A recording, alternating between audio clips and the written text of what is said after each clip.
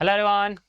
So welcome to platform of Unacademy and welcome to session of the A to Z PYQ questions of fluid mechanics. Hopefully आप सब मस्त हो गए, सब स्वस्थ हो गए, गेट की तरफ जो है ना अपना जी जान इस समय लगा रहे होगे बिकॉज आपके पास में क्रूशियल टाइम है। लास्ट आपके पास में लगभग 20 से 21 दिन जो बचे हुए हैं, इस आपके टाइम के लिए जो है ना सबसे मेजर इंपॉर्टेंट चीज़ जो है ना वो सिर्फ आपका क्या है, लास्ट टाइम का डेडिकेशन। तो हमारा जो सीरीज बेटा आपका चल रहा है that is A to Z questions of fluid mechanics. इसका आज हम 25वां लेक्चर जो है ना कंटिन्यू करने जा रहे हैं। कैसे 25 लेक्चर आपने कर लिए, इन 25 लेक्चर के अंदर में आपने क्या सीखा और क्या नहीं सीखा, इसकी बात तो मैं आज लास्ट में करूंगा। लेकिन सबसे बड़ी बात आपके पास में ये है कि इन 25 लेक्चर के अंदर में जो क्वेश्चंस आपने फेस किए सारे के सारे क्वेश्चंस आपके गेट के क्वेश्चंस थे, और जो कॉन्सेप्ट्स आपने देखे, कुछ कॉन्सेप्ट्स तो आपके ऐसे थे जो आपको ऑलरेडी जानते थे, लेकिन बहुत सारी चीजें आपको यहाँ पर नया सीखने का मौका मिला।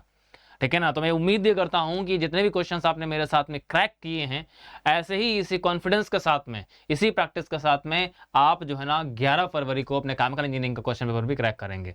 ठीक है ना। तो फ्लूइड मैकेनिक्स के अंदर में अभी कॉन्फिडेंस आपका अच्छा खासा बिल्डअप हो चुका होगा। और दूसरी बात ये है कि ये सब्जेक्ट आपका काफ़ी लोग जो है ना इसको सिंसियरली नहीं लेते हैं, सीरियसली नहीं लेते हैं और इसको मिस कर देते हैं। और इस बार भी मेरे पास अभी बहुत सारे स्टूडेंट्स ऐसे बोल रहे हैं कि सर मैंने एफएम नहीं किया है, मेरे को प्लीज़ एफएम के कुछ इंपॉर्टेंट टॉपिक्स बता दीजिए। तो आप सभी लोग जानते हो बच्चा कि यहाँ पर इंपॉर्टेंट टॉपिक्स मैं बता दूंगा आपको, लेकिन क्या आप अभी इस टाइम पर अपने इंपॉर्टेंट टॉपिक फिनिश करेंगे, या जितना आपने कर लिया है वो आप रिवीजन करेंगे, या आप फुल एंड टेस्ट देंगे। ठीक है ना। तो जो भी अभी आपने कर लिया है बस उतना ही वहीं तक सीमित रहिए, ज्यादा अब आपको हाथ पैर फैलाने की जरूरत नहीं है। रीजन ये है कि सब कुछ बटोरने के चक्कर में, सब कुछ कैप्चर करने के चक्कर में जो अभी हाथ में है ना वो भी छूट जाएगा, है ना। तो जैसे होता है ना, छोटा बच्चा होता है तो उसके हाथ में मुट्ठी छोटी होती है, तो उसके हाथ में कुछ दाने अगर होते हैं, उससे वो लोग और लेना है तो क्या करता है, हाँ और लेना। जब वो आप दूसरा पकड़ने जाएगा ना तो जो हाथ में था हो सकता है वो भी छूट जाए आपका। तो अगली बार में हो सकता है कि जो आपके पास में है ना वो आपसे कम भी चीजें आपके हाथ में आ सकती हैं। ठीक है। इसलिए लालच करना आप सही नहीं है, जितना आपने कर लिया है उतना ही आपके लिए सफिशिएंट है। अगर आपका जो भी सब्जेक्ट मिस हो गया है उसको छोड़ दीजिए आप। ठीक है ना। बिकॉज एक आध कॉन्सेप्ट जो है ना उसको अगर पकड़ने भी जाओगे ना तो भी तुम्हारा 1 हफ्ता ले जाएगा वो। अगर एक टॉपिक भी तुम करने जाओगे ना तो भी तुम्हारा कम से कम जो है ना आपका 7 से 10 दिन ले जाएगा। तो ये 10 दिन आपके लिए बहुत क्रूशियल है। इस 10 दिन के अंदर में आप टॉपिक तैयार करने से अच्छा ये है कि जो कॉन्सेप्ट आपने ऑलरेडी पढ़ रखे हैं, चाहे वो हीट हो, चाहे वो मास हो, चाहे सीआरई हो, चाहे आईपीसी हो, चाहे कोई भी आपका थर्मोडायनेमिक्स का सब्जेक्ट हो, कोई भी अगर आपने सब्जेक्ट अगर पढ़ रखा है तो जो आपको ऑलरेडी आता है उसी को अच्छे से और प्रिपेयर करिए, उस पर और मेहनत करिए, ताकि उससे अगर कोई क्वेश्चन आए ना तो वो क्वेश्चन गलत ना होने पाए। ठीक है, तो चलिए शुरुआत करते हैं आपके आज के सेशन के बारे में। पहला चीज आपको ये करना है कि सेशन का लिंक अगर आपने शेयर ना किया हो तो इस सेशन का लिंक जरूर शेयर कर दीजिए, और इतना जरूर बता दीजिएगा कि आज आपका गेट 2023 के लिए, ठीक है ना, सुमित सर की तरफ से लास्ट टेक्निकल लेक्चर है आपका।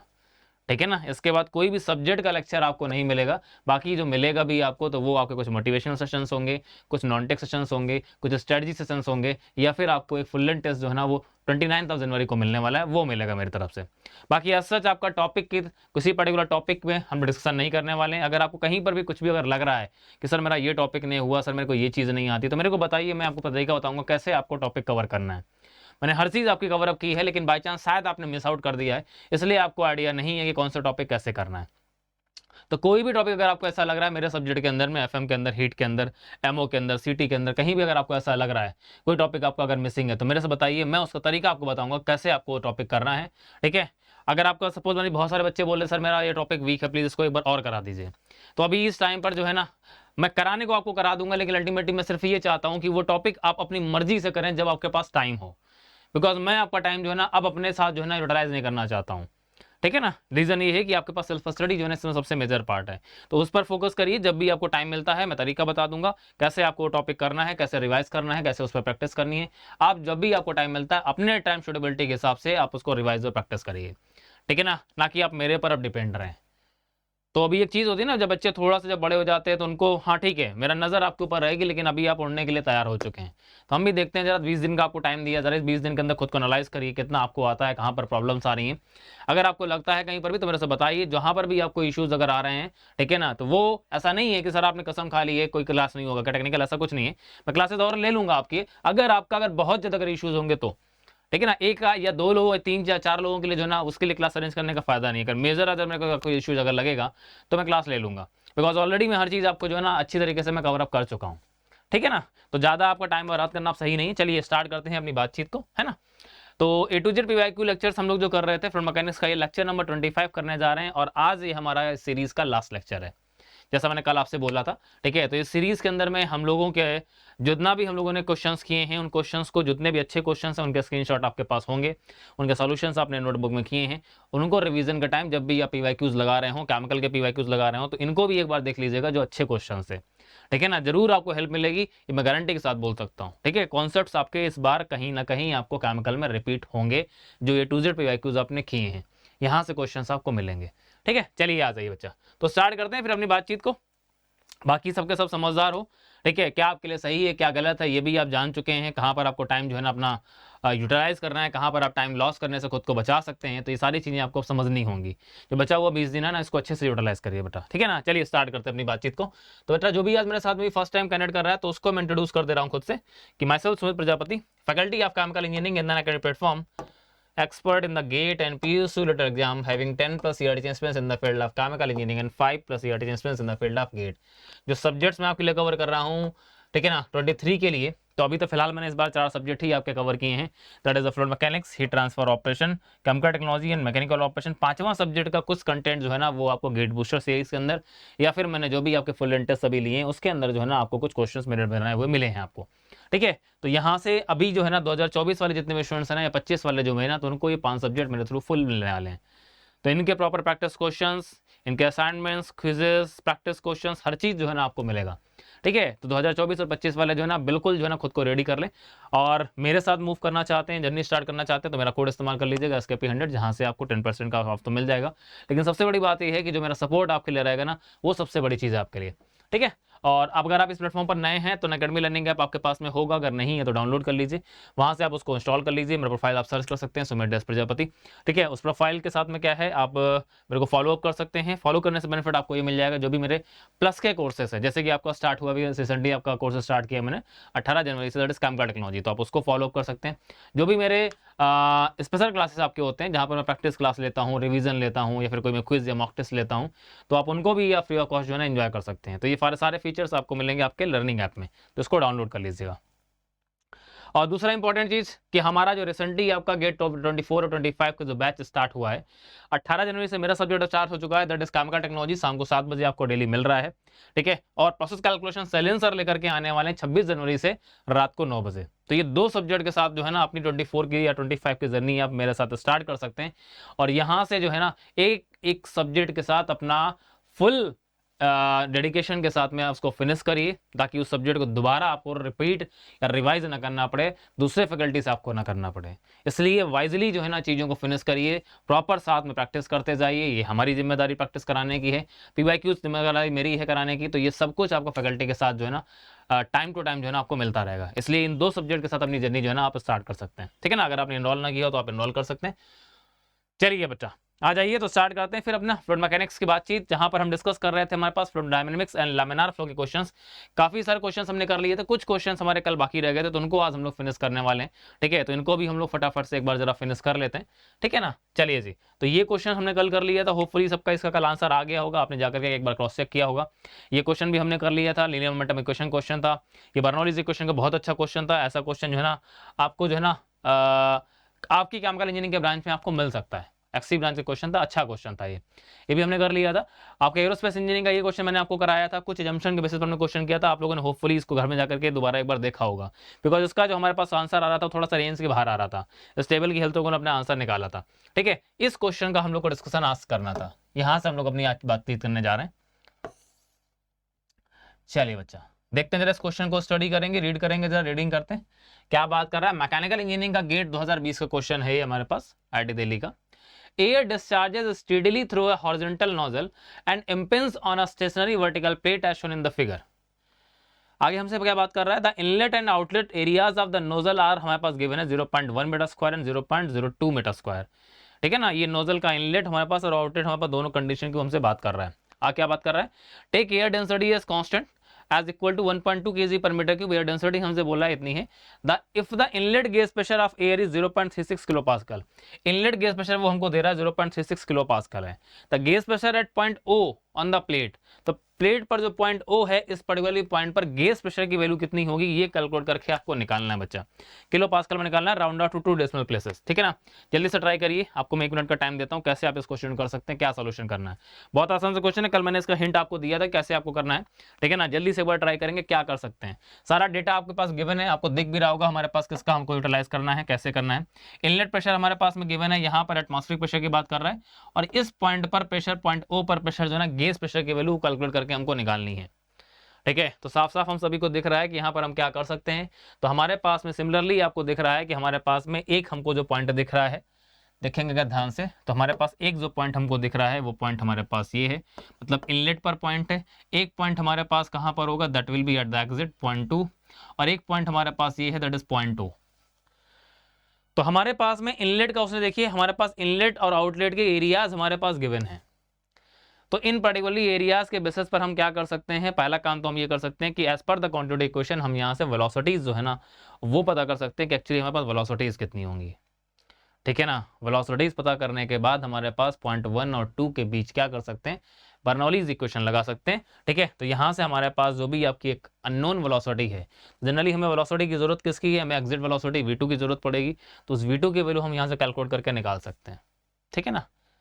चलिए जी, पहले इतना काम करिए, फटाफट से मेरे को बताइए जरा कितना आपके पास में आ रहा है आंसर, कितना डेटा आपने निकाला है यहाँ पर, जल्दी से कैलकुलेट करके निकालेंगे जरा सभी लोग बच्चा।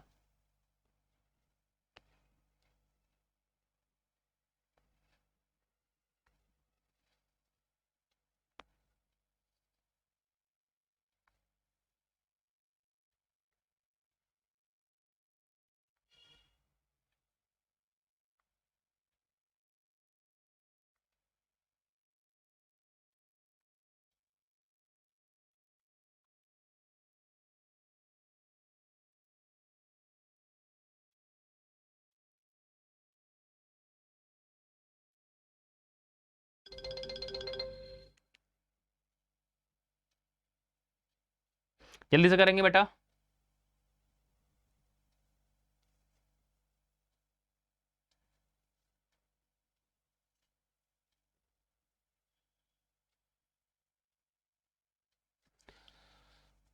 होपफुली सबका वेलोसिटी आ चुका होगा, वेलोसिटीज का रेशियो आप सभी ने निकाल लिया होगा।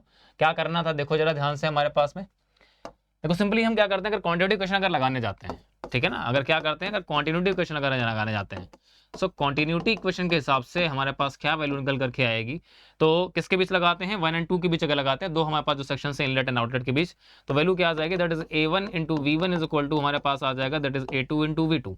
A1 हमारे पास एरिया ऑलरेडी आपके पास गिवन है कितना है, इनलेट का एरिया 0.1 है और आउटलेट का 0.2 है, तो 0.1 इंटू कितना आ जाएगा हमारे पास V1 आ जाएगा इज इक्वल टू A2 कितना है, दैट इज 0.02 टाइम्स ऑफ आ जाएगा V2। अगर हम V2 यहाँ से निकालने जाएंगे, सिंपली V2 को हम V1 का टर्म अगर निकालते हैं कितना आ रहा है, तो V2 इज इक्वल टू अगर निकालेंगे तो आई थिंक ये आ रहा है 5 टाइम्स ऑफ V1, दिख रहा होगा सभी को, यस 5 टाइम्स ऑफ V1 आ रहा है हमारे पास। तो एक हमारे पास V1 और V2 के बीच रिलेशनशिप हमको मिल गया। अब अगला हम यहाँ से क्या कर सकते हैं, बहुत आसान सा क्वेश्चन है, अगला हम यहाँ से ये कर सकते हैं कि हमारे पास V1 V2 अगर हमको मिल गया है तो हम यहाँ पर लगा सकते हैं अब पॉइंट 1 और 2 के बीच बर्नौलीज इक्वेशन, जिससे हम क्या कर लें, पहले हमारे पास एग्जिट वेलोसिटी वो लगा लेते हैं। सो पहला काम ये अब कर लेते हैं कि applying Bernoulli's equation between 1 and 2, inlet और एग्जिट पर लगाते हैं नोजल के, ठीक है। तो वैल्यू कितनी आ जाएगी, दैट इज P1 अपॉन आ जाएगा रो जी प्लस आ जाएगा V1 स्क्वायर अपॉन आ जाएगा 2G प्लस आ जाएगा Z1 इज इक्वल टू आ जाएगा P2 अपॉन रो जी प्लस V2 स्क्वायर अपॉन आ गया 2G प्लस Z2, है ना। यहाँ से अगर मैं क्या करता हूँ, अगर पर्टिकुलरली हमें पता है कि हमारे पास नोजल हॉरिजॉन्टल है तो Z1 इज इक्वल टू हमारे पास Z2 हो जाएगा, तो ये टर्म तो कैंसिल हो गया। P2 हमारे पास पता है, साफ साफ लिखा है, दैट इज एटमॉस्फेरिक प्रेशर है, क्वेश्चन में लिखा हुआ है। एटमॉस्फेरिक प्रेशर का मतलब क्या हो जाएगा, that the gauge value will be 0। Atmospheric pressure पर गेज वैल्यू हमारे पास क्या हो जाती है, 0 हो जाती है, तो हम इसको क्या कर सकते हैं, सिंपली 0 कर सकते हैं, है ना। तो कितना आ जाएगा हमारे पास में, तो इस टर्म को भी क्या करते हैं, नेगलेक्ट कर लेते हैं, P2 वाले टर्म को भी। बचा क्या हमारे पास में, पहला प्रेशर हमारे पास इनलेट पर पता है और वेलोसिटी का टर्म बचा, तो इन टर्म्स को लेकर के क्या करते हैं, यहाँ से अपनी V2 की वैल्यू जो है वो कैलकुलेट कर लेते हैं। तो P1 ऑलरेडी हमको दे रहा था कितना किलो पास्कल था, आई थिंक था 0.36 किलो पास्कल था, है ना। चलिए जी, तो 0.36 किलो पास्कल था, 0.36 into 10⁻³ upon density of air 1.2 था इंटू जी का वैल्यू 9.81, 10 तो दे नहीं रहा था कहीं पर भी, ठीक है, अच्छी बात है। और V1 हमारे पास एज इट इज आ गया, V1 स्क्वायर अपॉन कितना आ जाएगा हमारे पास, एक काम करते हैं, जी को हटा ही लेते हैं, बिकॉज जी हमारे पास में क्या है, ये डिस्टर्ब करेगा, तो इस जी को हम हटा ही लेते हैं, जी पूरे से कॉमन आ रहा है, जी को हम कैंसिल आउट कर लेते हैं। तो V1 स्क्वायर अपॉन कितना आ जाएगा, दैट इज आ जाएगा 2 इज इक्वल टू आ रहा है, V2 इज इक्वल टू आया 5 times of V1, 25 V1 square upon कितना आ जाएगा, दैट इज आ जाएगा 2, जी पूरे से कॉमन करके कैंसिल कर लिया। यहाँ से V1 की वैल्यू निकालेंगे, बेटा जरा बताएंगे मेरे को V1 की वैल्यू कितनी आ रही है, ठीक है। आप V2 कर सकते थे, कुछ लोगों ने V2 का टर्म में निकाला होगा, आपने डायरेक्टली V2 निकाला होगा, मैंने V1 का टर्म में निकाल लिया, बात आपकी वही है। तो मैंने यहाँ पर पहले V1 निकाल लिया, मैं V1 के बाद क्या कर लूंगा, V1 हमारे पास आ जाएगा, तो V2 equal to 5 times of V1 है। V1 कितना रहा बताएंगे बेटा जरा जल्दी से सभी लोग, what is the value of V1,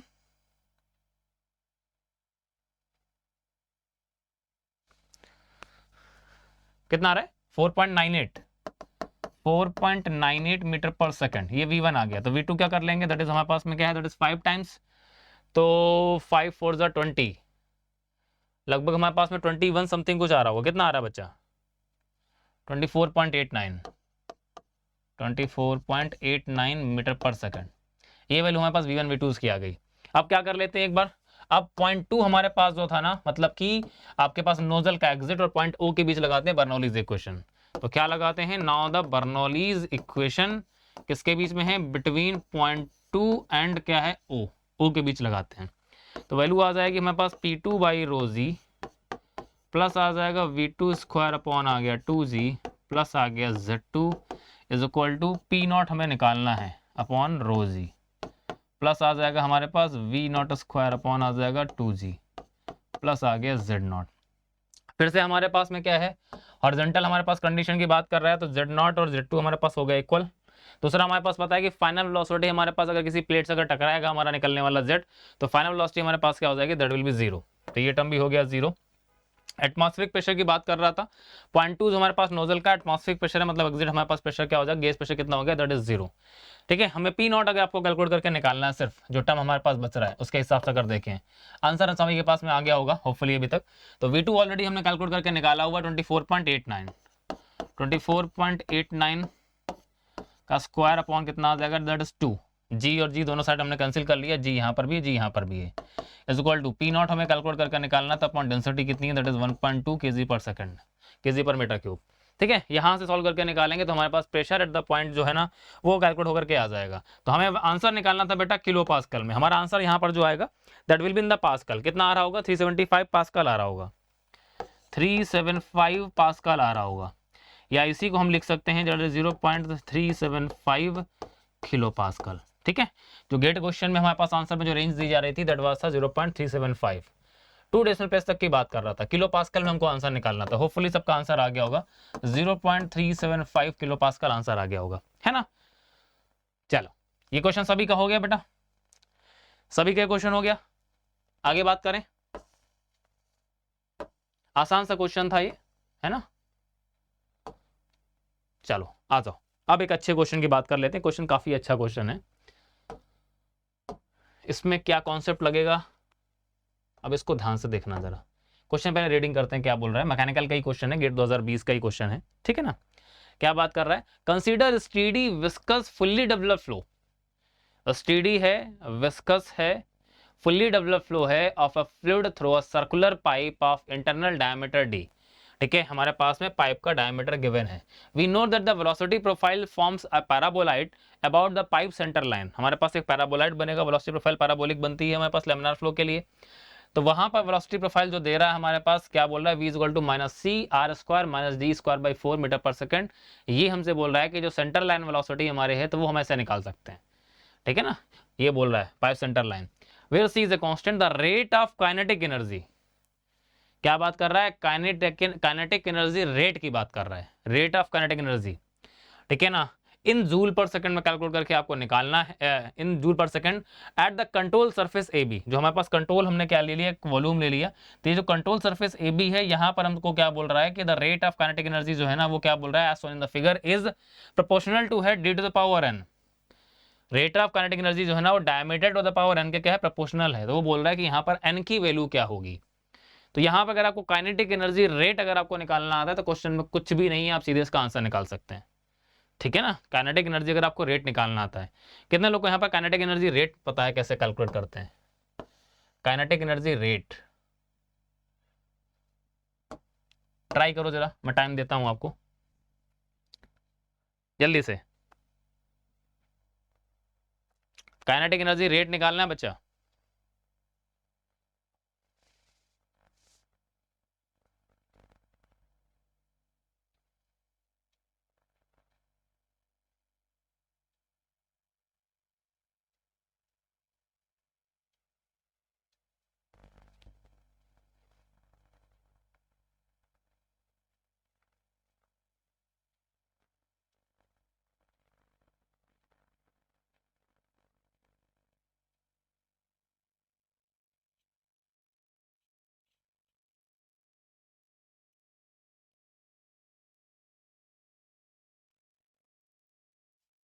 निकलेगा। देखो मैं बताता हूँ। अच्छा काइनेटिक एनर्जी कैसे लिखते हैं हम लोग, काइनेटिक एनर्जी कैसे लिखते हैं, that is kinetic energy is written in the form of that is half of mv²। बहुत ध्यान से रखना बच्चा, हाफ ऑफ mv²। हमसे वो क्या बोल रहा है, that is kinetic energy rate की बात कर रहा है। रेट का मतलब क्या हो जाएगा, दैट इज किसकी बात कर रहा है, के डॉट की। तो ये जो टर्म मेरे पास लिखा हुआ है हाफ mv² जो लिखा हुआ है, ठीक है, तो इसका अगर मैं रेट के टर्म अगर इसको लिखूंगा तो इसको मैं ऐसे लिख सकता हूँ क्या, रेट का मतलब क्या हो जाएगा, that is d/dt of change respect to time. d/dt of क्या आ जाएगा हमारे पास, हाफ ऑफ mv²। पहले कॉन्सेप्ट समझ लेना फिर क्वेश्चन पे आते हैं, ठीक है ना। अब यहां पर अगर देखने जाएंगे तो हमारे पास में एक्चुअली टाइम के रिस्पेक्ट में क्या चेंज होगा, टाइम के रिस्पेक्ट में अगर क्या चेंज होगा, उसने साफ साफ बोल दिया कि हमारे पास स्टेडी स्टेट है, तो क्या वेलोसिटी हमारा टाइम के साथ चेंज होगी। हाँ जी, हमारे साथ में क्या है, अगर स्टेडी स्टेट अगर है तो हमारी वेलोसिटी क्या टाइम के साथ चेंज होगी क्या, नहीं, हमारी वेलोसिटी लोकेशन के साथ चेंज होगी, टाइम के साथ नहीं, ठीक है ना। बिकॉज क्वेश्चन ने बोल दिया कि हमारे पास स्टेडी स्टेट है। देखिए ध्यान से लिखा है ना, consider steady viscous fully developed flow, तो हमारी वेलोसिटी जो है ना टाइम के साथ चेंज नहीं होगी। तो यहाँ पर अगर आप रेट सपोज अगर लिखने जा रहे हैं तो क्या टर्म को आप करके कांस्टेंट कर सकते हैं, मैं ये पूछना चाहता था। तो मेरे पास अगर देखा जाए तो मेरे पास हाफ ये तो हमारे पास हो गया, बाहर आ जाएगा आपके पास क्या, दैट इज वी स्क्वायर, ये भी हमारे पास आ गया। अगर यहाँ पर अगर देखेंगे तो एक्चुअली हमारे पास पूरे पाइप फ्लो के दौरान हमारा जो है ना मास कंजर्व तो रहेगा, लेकिन हमारे पास में क्या है कि मास हमारा जो है ना वो एक डिस्टेंस से दूसरे डिस्टेंस पर जाने पर क्या कर सकता है, कुछ ना कुछ में चेंज मिल सकते हैं। तो ये हम लिख सकते हैं d/dt हमारे पास आ गया मास।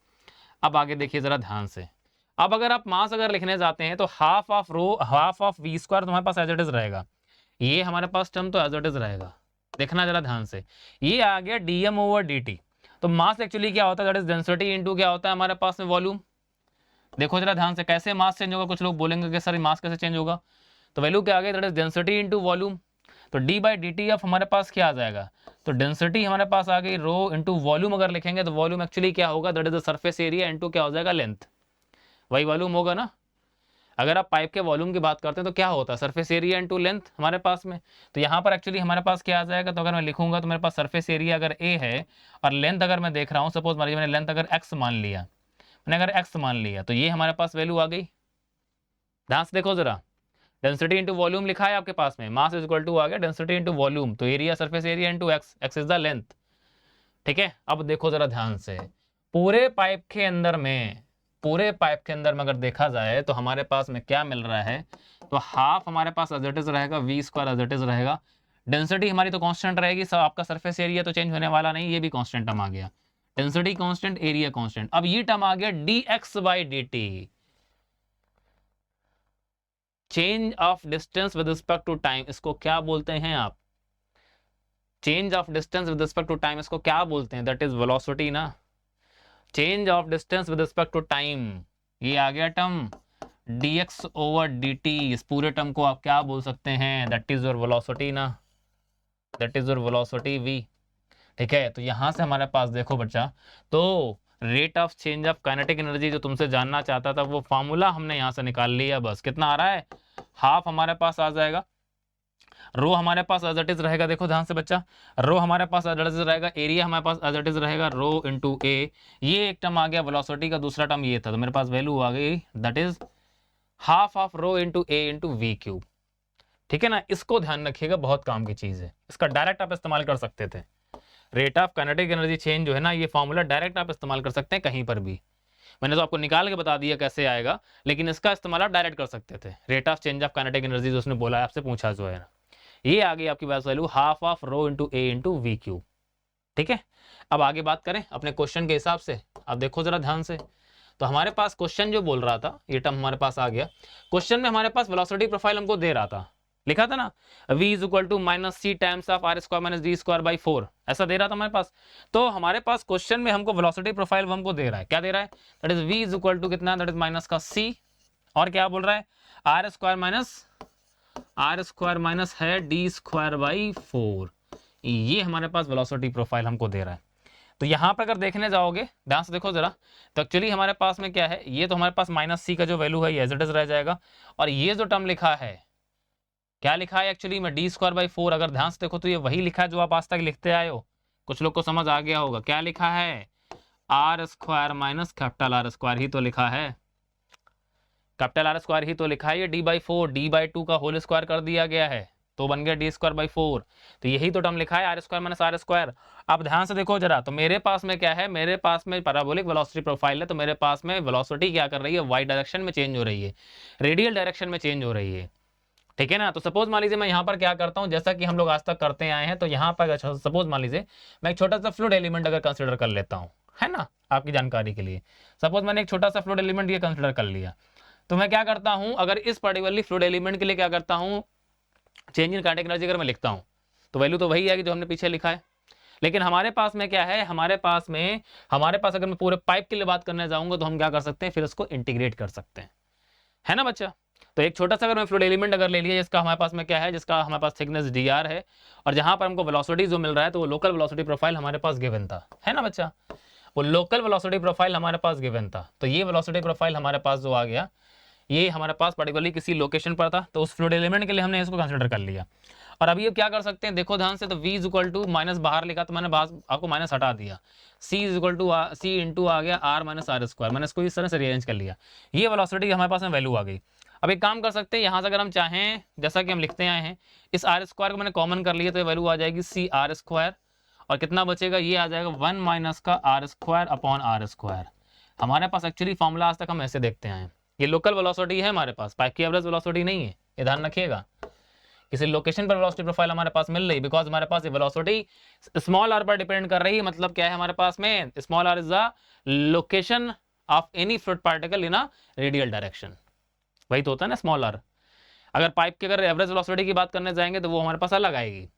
अब इसको क्या कर सकते हैं, जैसा हमने पीछे प्रोफाइल आपका लिखा था, तो rate of change of kinetic energy लिखा था ना हमने, तो कितना आया था हमारे पास, that is half of rho into A into V cube आया था। तो यहाँ पर अब क्या कर सकते हैं, ध्यान से देखो जरा, अगर ये जो टर्म हम यहाँ पर लिख रहे हैं, तो हमारे पास अगर देखा जाए तो हमारे पास रेडियल डायरेक्शन में जाने पर हमारे पास में क्या है, जो हमारे पास दिख रहा है, मतलब हमारे पास में जो एरिया हमारा है ये क्या कर रहा है, हमारे पास वेरी कर रहा है। ठीक है, दैट इज आ जाएगा हाफ, और कितना आ जाएगा हमारे पास, देखो ध्यान से, अब कर लेते हैं इसको इंटीग्रेट, 0 टू आर इंटीग्रेट कर लिया।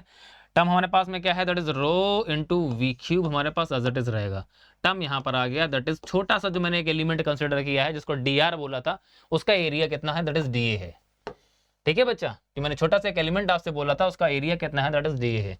अब यहाँ पर क्या कर लेते हैं, इस वेलोसिटी की वैल्यू यहाँ पर पुट अप कर लेते हैं, कितना आ जाएगा देखिए ध्यान से, तो हाफ हमारे पास टर्म तो एज इट इज आ जाएगा। ठीक है ना, और हमारे पास क्या बच रहा है उसको ध्यान से देख लीजिए जरा।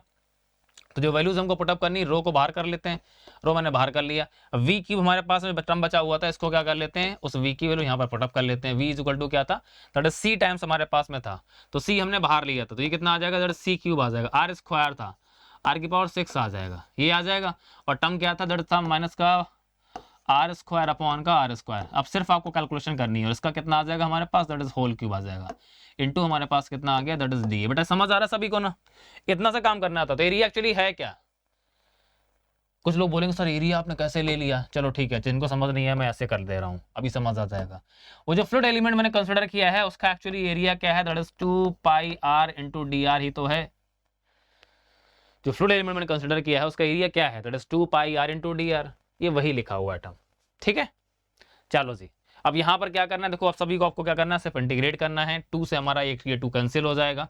ठीक है ना, हमारे पास जो टर्म्स बाहर आ रहे हैं उनको बाहर कर लीजिए। देखिए ध्यान से, हमारे पास रो आपका पास कांस्टेंट है। दूसरा हमारे पास में क्या है, सी क्यूब और आर की पावर 6, सी क्यूब और आर की पावर 6 हमारे पास कांस्टेंट है।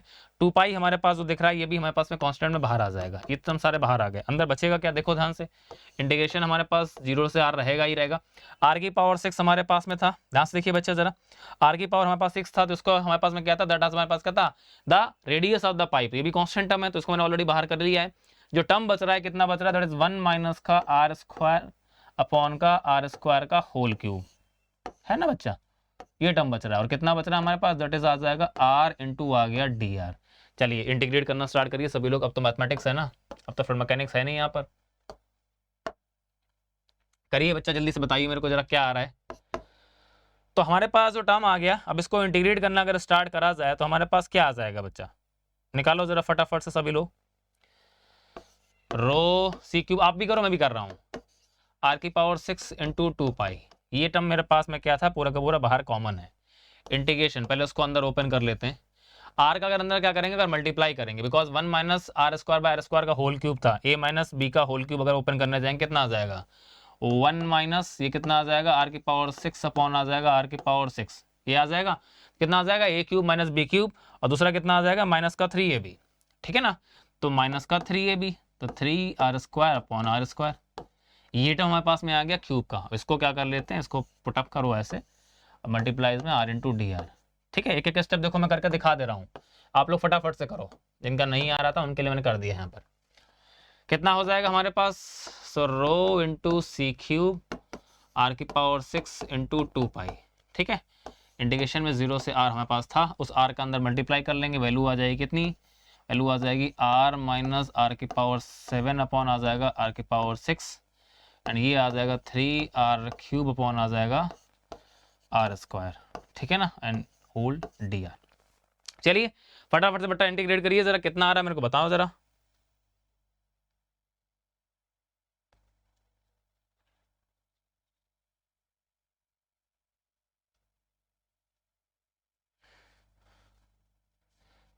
एक मिनट, हाँ हम लोगों ने यार इसका कुछ गलत कर दिया यहाँ पर, है ना, ये वाला टर्म गलत कर दिया, यहाँ पर एक टर्म और आएगा वो हम लोगों ने मिस कर दिया है। चलो ए क्यूब माइनस बी क्यूब, ए माइनस बी भी तो आएगा भाई साहब, है ना, उसको तो मैं सी कर दिया। 1 माइनस का R square upon R square, ये भी टर्म आएगा, ठीक है। एंड तब हमारे पास में आएगा आर इंटू डी आर। अब यहाँ पर वो टर्म हमारे पास मिसिंग था, उसको भी लिखिए यहाँ पर। तो कितना आ जाएगा हमारे पास में, देखो ध्यान से ज़रा। तो ये आर क्यूब तो हमारे पास एज इट इज़ रहेगा, आर माइनस आर की पावर 7 3 आर, हाँ सही है, ये हमारे पास एज इट इज़ आ जाएगा। इसका हमें क्या करना पड़ेगा, अंदर मल्टीप्लाई भी करना पड़ेगा। 1 मिनट रुक जाओ ज़रा, आप लोग निकालो इसका आंसर फटाफट से, मैं इसको यहाँ पर छोड़ दे रहा हूँ अभी, ठीक है ना। ये आ जाएगा 3 R square minus minus plus आ जाएगा, और ये आ जाएगा 3 आर क्यूब, 3 आर की पावर 4, सॉरी 3 आर की पावर 4, 3 आर की पावर 4 अपॉन कितना आ जाएगा हमारे पास, दैट इज़ आ जाएगा आर की पावर 4। ये टर्म हमारे पास आ जाएगा। अभी हम क्या कर लेते हैं, अब इसमें अगर हम मल्टीप्लाई करेंगे तो ये टर्म कितना बन जाएगा हमारे पास, आर से अगर मल्टीप्लाई कर लेंगे तो यहाँ पर हमारे पास जो टर्म आ जाएगा दैट विल भी आ जाएगा आर इंटू आर, ये आ जाएगा आर क्यूब, ये आ जाएगा आर की पावर 5 इंटू आ जाएगा डी आर। अभी सॉल्व करो बच्चा जरा, कितना आ जाएगा फटाफट से, हाँ निकालो जल्दी से इंटीग्रेट करके। अब सिर्फ इंटीग्रेट करना रह गया आपको, है ना। चलो भाई जल्दी से इंटीग्रेट करो, कितना आ रहा है, तो रो इंटू सी क्यूब और आर की पावर 6 हमारे पास एज इट इज रखा था ना, वो हमारे पास ऐसे ही रहेगा, इंटू हमारे पास 2 पाई, ये एज इट इज रहेगा। इंटीग्रेट करके निकालेंगे, फाइनली वैल्यू हमारे पास कितनी आ जाएगी, ठीक है ना। सॉल्व करके निकालो, लिमिट लेकर के निकालो, मैं डायरेक्टली लिख दे रहा हूँ अभी। अब दैट इज आ जाएगा आर स्क्वायर बाई 8 आ जाएगा, कितना आ जाएगा, आर स्क्वायर बाई 8। अब यहाँ पर देखें तो रो इंटू सी क्यूब, ये 2 पाई हमारे पास एज इट इज था, ठीक है ना, और ये टर्म हमारे पास में कितना आ जा रहा है, इसका होल अपॉन अगर कर लें हमारे पास तो 8 आ जा रहा है ये, और ये आर की पावर 6, आर ये कितना क्या बन गया, ये बन गया आर की पावर 8। आर रेडियस लिखा हुआ, डायमीटर के टर्म में लिखेंगे कितना आ जाएगा, दैट इज डी बाई 2 आ जाएगा ना, डी बाई 2। तो ये आ जाएगा डी बाई 2 की पावर 8 आ जाएगा। उसने हमसे क्या बोला था कि जो काइनेटिक एनर्जी रेट है वो डायमीटर की पावर एन के प्रोपोर्शनल है। यहाँ से आंसर सबको मिल रहा होगा, है ना।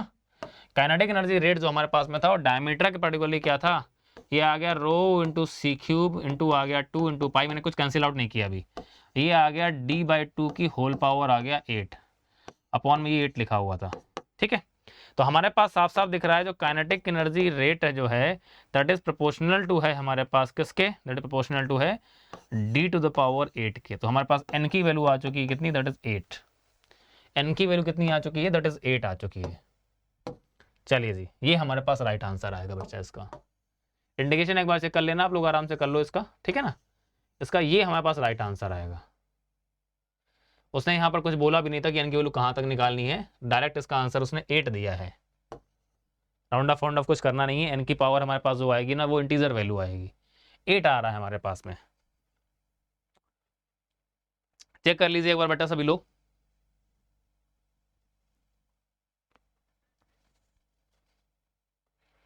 चलिए आगे बात करें फिर, होपफुली सबका आंसर आ गया होगा।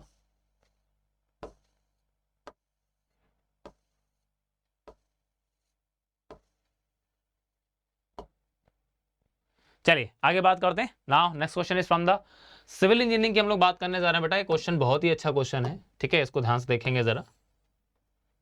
ये क्वेश्चन सिविल इंजीनियरिंग का क्वेश्चन है हमारे पास में।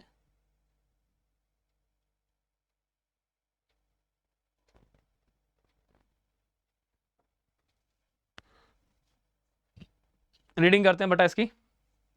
अ circular water tank of 2 metre diameter, ठीक है, डायमीटर कितना है उसका 2 मीटर है, has a circular orifice of diameter कितना बोला 0.1 मीटर एट द बॉटम। उसके बॉटम में एक सर्कुलर ऑरिफिस लगी हुई है, वो हमारे पास क्या बोल रहा है, उसका डायमीटर 0.1 मीटर है। Water enters the tank steadily at the flow rate of 20 litres पर second and escapes through the orifice. The coefficient of discharge of the orifice is 0.8. Consider the acceleration due to gravity as 9.81 meter per second square and neglect frictional losses. The height of the water level बोल रहा है metre में कितनी होगी in the tank at the steady state. Steady state condition में हमारे पास में उस टैंक में वाटर लेवल की हाइट कितनी होगी। निकालो जी, निकालो निकालो।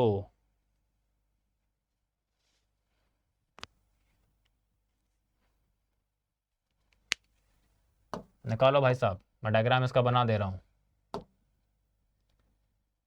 जल्दी जल्दी निकालना। हमारे पास कोई टैंक की बात कर रहा है वो इस तरह से, this is our tank.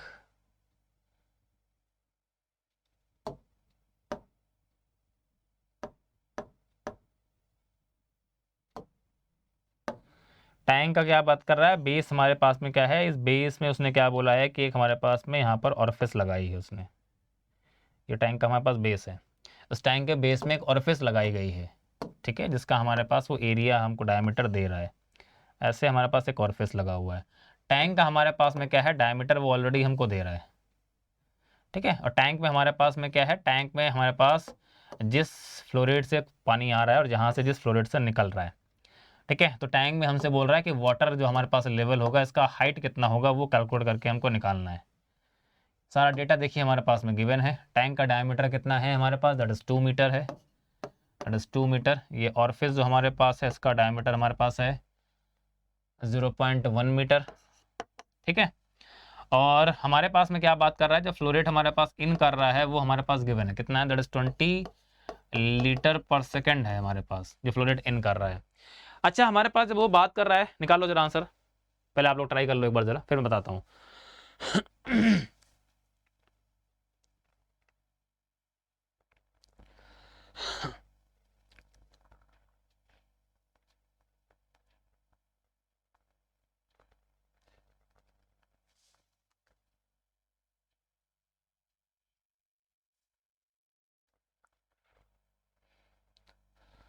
Simply सभी को पता चल रहा है कि यहाँ पर हमारे पास ऐसा एक इक्वेशन का इस्तेमाल हम करते हैं जहाँ पर हम टाइम निकालते हैं कि टैंक में एक लेवल से दूसरे लेवल पहुँचने में कितना टाइम लगेगा या खाली होने में कितना टाइम लगेगा। तो ये कॉन्सेप्ट ऑलरेडी हम सभी जानते हैं, लेकिन यहाँ पर एक्चुअली क्या कॉन्सेप्ट इस्तेमाल हो रहा है, यहाँ पर भी वही कॉन्सेप्ट इस्तेमाल हो रहा है, ठीक है ना। तो अगर हम लोग बात करें कि एज पर कॉन्टिन्यूटी इक्वेशन अगर हम बात करने जाते हैं, एज पर कॉन्टिन्यूटी इक्वेशन अगर हम बात करने जाते हैं तो हमारे पास वैल्यू क्या आ जा रही है सिंपली, सो कितना आ जाएगा, that is mass flow rate that is getting in, minus आ जाएगा mass flow rate that is getting out, is equal to क्या होता है, the mass flow rate that is getting stored. तो हम सभी को पता है कि मास फ्लो रेट जो एक्यूमुलेटेड हमारे पास में है, तो उसने साफ साफ लिखा है, तो मास फ्लो रेट जो एक्यूमुलेट होता है वैल्यू क्या होती है, देखिए जरा ध्यान से बच्चा, ठीक है ना। वैसे आंसर तो सब निकाल चुके होंगे। तो मास फ्लो रेट जो एक्यूमुलेटेड होता है वैल्यू कितनी आती है, डेंसिटी इनटू हमारे पास कितना आता है, एरिया इनटू हमारे पास आता है क्या, वेलोसिटी, ठीक है ना।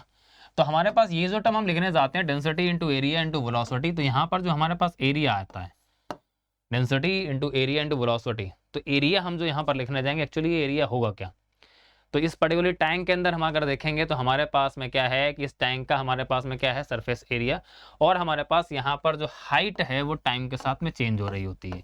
ऐसे ही करके हम क्या करते हैं, अपना डेरिवेशन निकालते हैं। एम्प्टी टैंक वाला उसने साफ साफ बोला है कि स्टेडी स्टेट कंडीशन है, मतलब किसी भी तरह से हमारे पास में क्या है, हाइट हमारी इस टैंक के अंदर वेरी नहीं कर रही होगी, इसलिए हमारे पास ये टर्म सीधे क्या हो जाएगा, that term will be zero हो जाएगा हमारे पास में, ये टर्म हमारे पास जीरो हो जाएगा। रीजन क्या है, that is because of steady state.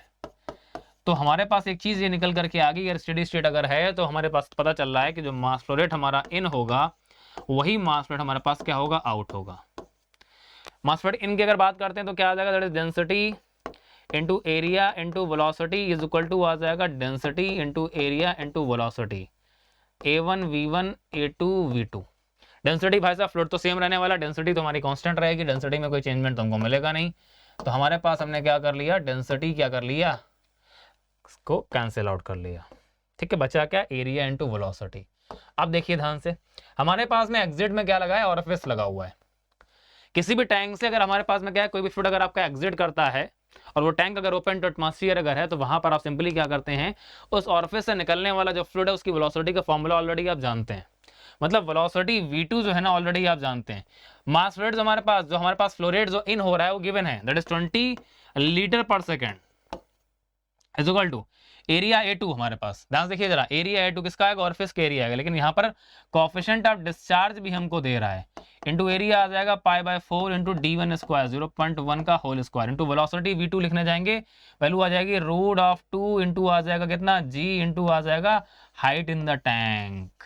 यही फॉर्मूला इस्तेमाल करते हैं, ऑरिफिस से निकलने वाला डिस्चार्ज का फॉर्मूला बच्चा यही इस्तेमाल करते हैं, ठीक है। निकालो जरा ध्यान से, कोएफिशिएंट ऑफ डिस्चार्ज ऑलरेडी हम सभी को दे रहा है, ठीक है, आप उसका इस्तेमाल करिए यहाँ पर। और यहाँ से जो है ना आप आंसर निकालिए अपना हाइट का। हमें हाइट निकालनी थी ना, वाटर टैंक की हाइट। कोएफिशिएंट ऑफ डिस्चार्ज 0.8 था, आई थिंक 0.8 है, 0.1 सही है। निकालिए। फ्लो रेट हमारे पास जो इन हो रहा था, मास आपके पास जो फ्लो रेट था वो हमें गिवन था, ये आ गया 0.8 इंटू आ जाएगा π/4 इंटू 0.1 का होल स्क्वायर, एंड ये वैल्यू आ गई √2 इंटू 9.81 इंटू आ गया h। कैलकुलेट करके निकालेंगे बच्चा, यहाँ से 20 लीटर पर सेकेंड था ये। h की वैल्यू कितनी आ रही है मेरे को बताएंगे सभी लोग। What is the value of h, जल्दी से।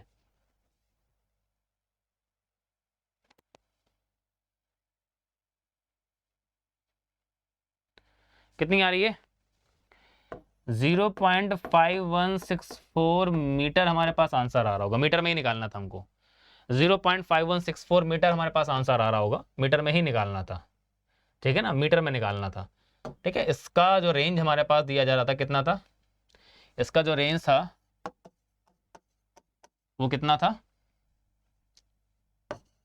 तो जो रेंज हमारे पास में था इस क्वेश्चन का वो था 0.50 से 0.54 तक। हमारा सभी का आंसर रेंज के अंदर ही आ रहा है, ठीक है ना, हम सभी लोगों का आंसर जो ना रेंज के अंदर ही आ रहा है।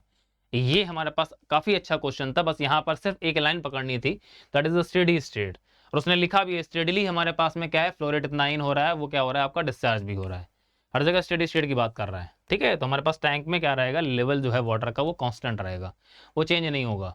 तो जो मास फ्लो रेट हमारे पास इन होगा, मास फ्लो रेट हमारे पास जो आउट होगा, ये दोनों क्या हो जाएंगे, सेम। समझ गए?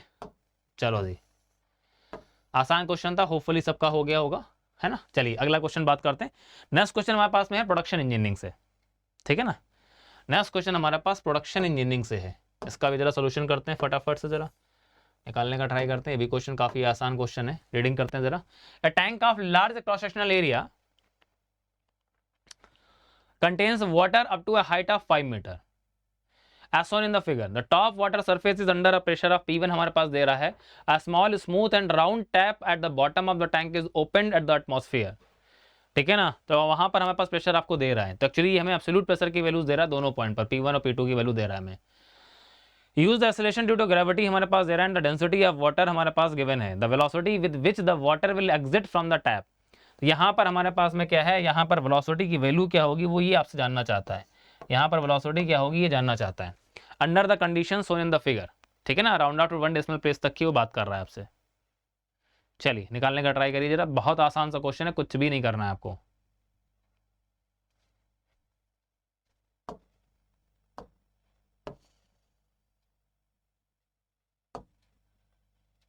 डायग्राम अगर आपको वहां पर नहीं दिख रहा तो डायग्राम आपको मैंने यहाँ पर दिखा दिया है, ठीक है। दोनों ही प्रेशर हमारे पास गिवन है, निकालने का ट्राई करिए।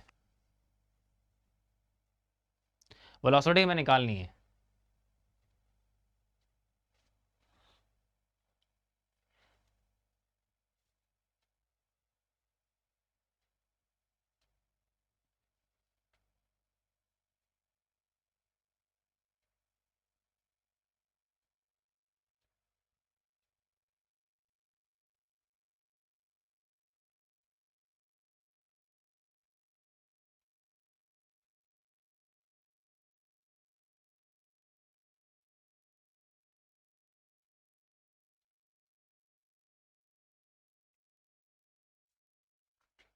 कुछ नहीं करना है, साफ साफ दिख रहा है, ध्यान से देख लो जरा, कुछ भी नहीं करना है क्वेश्चन के अंदर में, आंसर आ गया होगा सभी का। यहाँ पर हम क्या कर लेते हैं, एक पॉइंट ले लेते हैं, पॉइंट 1 हमारे पास, एग्जिट में हम क्या कर लेते हैं, पॉइंट 2 ले लेते हैं। इन पॉइंट 1 और 2 के बीच क्या करते हैं, अपने बर्नौलीज इक्वेशन जो ना वो लगा देते हैं सिंपली, और कुछ नहीं करना, ठीक है ना। तो क्या करना है, सिंपली देखिए ध्यान से, so applying Bernoulli's equation between कहाँ पर 1 एंड 2 के बीच जो है ना बर्नौलीज इक्वेशन अपनी लगा देते हैं। तो वैल्यू हमारे पास क्या आ जाएगी, देखेंगे ध्यान से, दैट इज P1 अपॉन आ जाएगा रो जी, प्लस आ जाएगा V1 स्क्वायर अपॉन आ जाएगा 2G, प्लस आ जाएगा Z1 इज इक्वल टू आ गया P2 अपॉन रो जी, प्लस आ जाएगा V2 स्क्वायर अपॉन आ जाएगा 2G, और प्लस आ जाएगा Z2। तो हमारे पास पॉइंट 2 जो है ना वो क्या है, हमारे पास तो डेटम पर ही है, पॉइंट 2 तो डेटम पर ही है, इसलिए Z2 हमारे पास क्या हो जाएगा, दैट इज 0। दिख ही रहा होगा सबको, पॉइंट 2 डेटम पर ही है, तो Z2 हमारे पास हो जाएगा 0, ठीक है। P1 P2 को उठा करके 0 मत कर दीजिएगा, बिकॉज ऑलरेडी हमारे पास P2 की वैल्यू वो दे रहा है 0.1 मेगा पास्कल। 0.2 पर वेलोसिटी हमको निकालनी है, यहाँ पर क्रॉस सेक्शन एरिया टैंक का इतना ज़्यादा है, यहाँ पर वेलोसिटी हमारी क्या होगी, that will B negligible velocity, velocity बहुत कम होगी हमारी। तो हम क्या कर सकते हैं, आपका 0.1 की वेलोसिटी को नेग्लेक्ट कर सकते हैं, है ना बच्चा। इतना सा काम करना था, सभी ने कर लिया होगा। तो यहां से हमारे पास में क्या है, 0.1 पर प्रेशर गिवन है 0.2 मेगा पास्कल, रो इंटू जी, ठीक है। डेंसिटी हमारे पास वाटर की है, दैट इज 1000। चलो लेना ही पड़ेगा बिकॉज जी कैंसिल नहीं होगा, जी 9.81 बोल रहा है। चलो निकालते हैं भाई फटाफट से, जी आ जाएगा 9.81, फटाफट से कलम चलाइए। Z1 हमारे पास एलिवेशन का डिफरेंस कितना है, दैट इज 5 मीटर है, इज इक्वल टू P2 हमारे पास है 0.1 मेगा पास्कल अपॉन 1000 इंटू 9.81, ये वैल्यू आ गई। एंड V2 हमारे पास निकालना है हमको, V2 निकालना है अपॉन क्या है 2 इंटू 9.81, ठीक है। निकालिए बच्चा सॉल्व करके फटाफट से, यहाँ से V2 की वैल्यू हमारे पास निकल करके आ जाएगी, द वैल्यू ऑफ V2।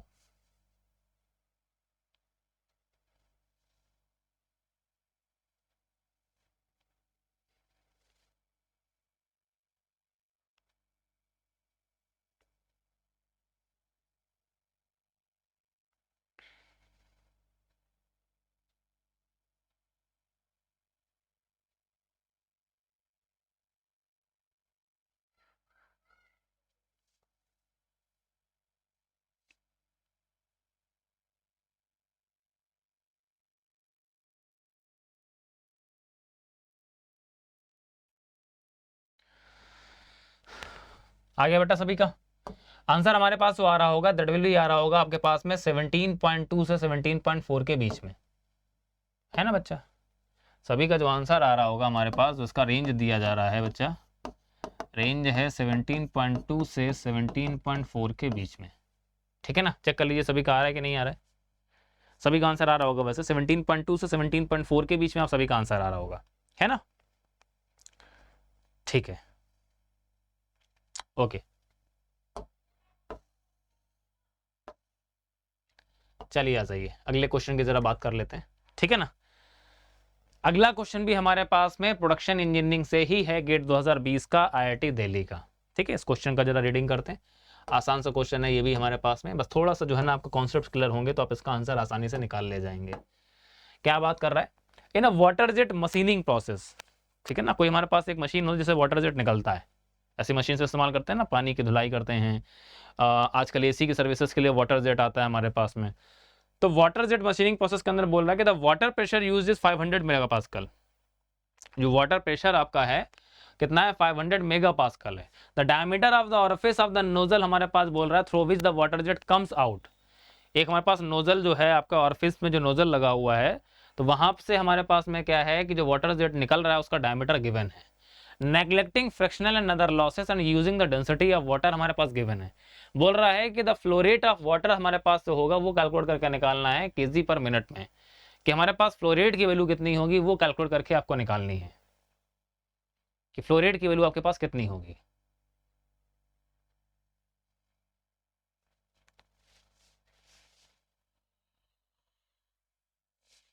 निकालने का ट्राई करिए बच्चा जल्दी से, आसान सा क्वेश्चन है, क्या कर सकते हैं ध्यान से देखो जरा।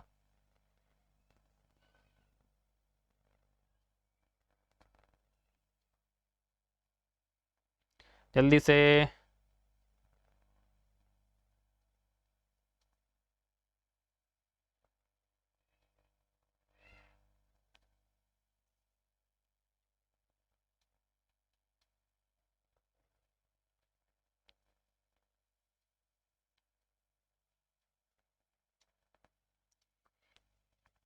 प्रेशर हमारे पास दे रहा है, जहां से भी हमारा फ्लूइड निकल रहा है, वाटर जेट निकल रहा है, वहां का डायमीटर हमारे पास गिवन है, ठीक है। क्या करना है,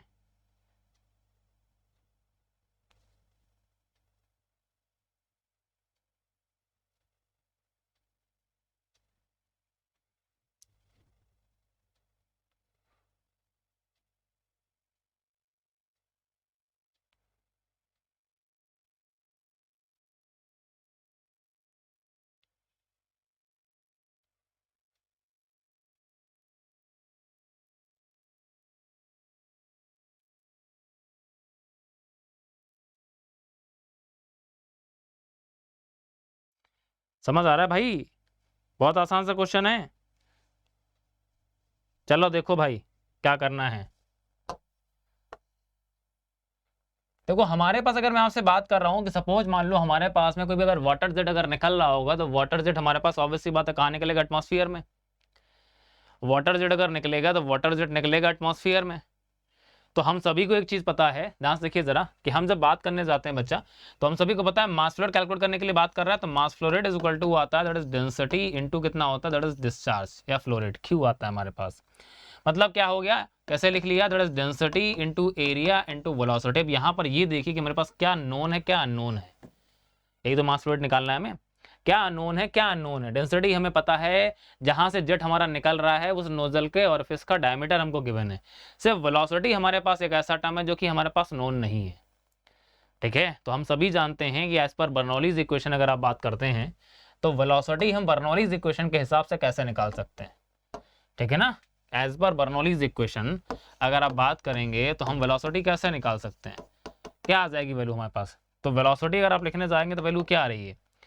तो हाफ हमारे पास क्या होता है, हम लोग लिखते हैं ना, दैट इज हाफ ऑफ हमारे पास ये v² अपॉन 2g या हाफ रो v² लिखते हैं ना हमारे पास टर्म, तो कितना आ जाएगा? तो वैल्यू हमारे पास सिंपली आ जा रही है that is root of 2 and value कितनी आ जाएगी, दैट इज p अपॉन आ जाएगा क्या, दैट इज रो, यही आ जाएगा टर्म। देखो जरा ध्यान से, आ जाएगा हमारे पास। यहां से हमारे पास सिंपली क्या कर लें, हम अपनी वेलोसिटी पता कर लें, प्रेशर ऑलरेडी हमको पता है, डेंसिटी ऑलरेडी हमको पता है। यहां से हम क्या कर सकते हैं, अपनी वेलोसिटी पता कर सकते हैं। पता करिए जरा, तो रूट ऑफ 2 हमारे पास आएगा, प्रेशर कितना था 500 मेगा पास्कल था, तो 500 इंटू आ जाएगा 10 टू द पावर कितना आ जाएगा 6 अपॉन कितना आ जाएगा, दैट इज डेंसिटी कितनी है, दैट इज 1000 है ना, डेंसिटी 1000 है हमारे पास। यहाँ से क्या कर लेंगे, यहाँ से हमारे पास में वेलोसिटी की वैल्यू आ जाएगी। ठीक है, अब बचता क्या है हमारे पास में, दैट इज आ जाएगा कितना, that is mass flow rate.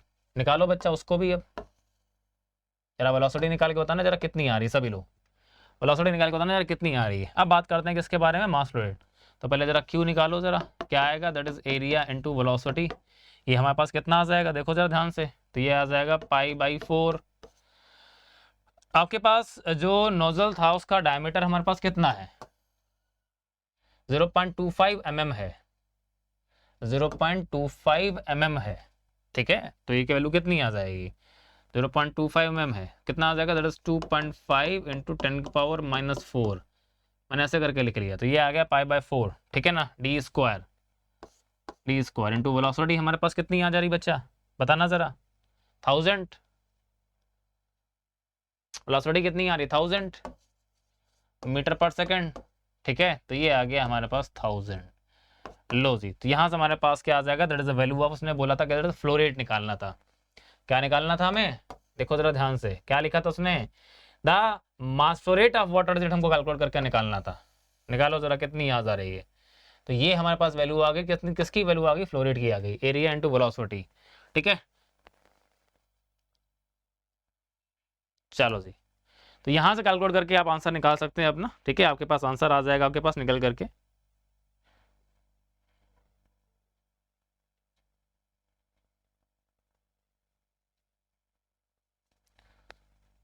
ठीक है, अब क्या रह गया, मास फ्लो रेट निकालने के लिए, निकालो जरा मास फ्लो रेट, क्या आ जाएगा, दैट इज डेंसिटी इंटू आ जाएगा डिस्चार्ज। देखो मैंने एक एक स्टेप आपको बता दिया, तो यहाँ से जो आप वैल्यू निकालेंगे कितनी आ रही है, इसको निकालो जरा कितनी आ रही है, 4.98 इंटू 10⁻⁻5, 4.98 इंटू 10⁻⁻5। अब यहाँ पर क्या आ जाएगा, that is 1000 times of 4.98 into 10⁻⁻5, कितना आ जाएगा, निकालो जरा ध्यान से।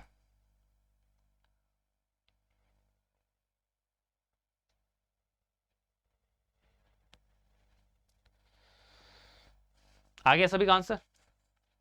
हाँ बच्चा, आसान था क्वेश्चन। देखो जरा, जो हमारे पास क्वेश्चन की रेंज थी वो रेंज थी 2.85 से 3 के बीच में रेंज थी। ठीक है ना, क्वेश्चन की रेंज कितनी थी, 2.85 से 3 के बीच की रेंज थी। ये रेंज थी 2.85 से 3 के बीच की रेंज थी। सभी का होपफुली आंसर जो है ना रेंज में आ गया होगा, होपफुली सभी का आंसर जो है ना ये रेंज में आ गया होगा। ठीक है, चलिए जी, समझ आ गया जितने भी क्वेश्चन हम लोगों ने आज किए अभी। यहाँ पर भी आपको डाउट्स अगर होता है तो वो मेरे से जो है ना इस कमेंट बॉक्स में इसके क्वेश्चन में कर देना, ठीक है ना, या फिर मेरे से जो है ना आपके पास टेलीग्राम ग्रुप है वहाँ से पूछ सकते हो। चलिए, तो ये हमारे पास में आज के आपके लास्ट क्वेश्चन थे जो हमको डिस्कस करने थे। होपफुली यहाँ से आप सभी ने जो है ना अपने कॉन्सेप्ट्स को अच्छे से बिल्डअप कर लिया होगा, ठीक है ना। अब आता है मेन आपके पास में जो पॉइंट है इस सब्जेक्ट के लिए, ठीक है ना। तो कुछ लास्ट में जाते जाते टिप्स ले लीजिए।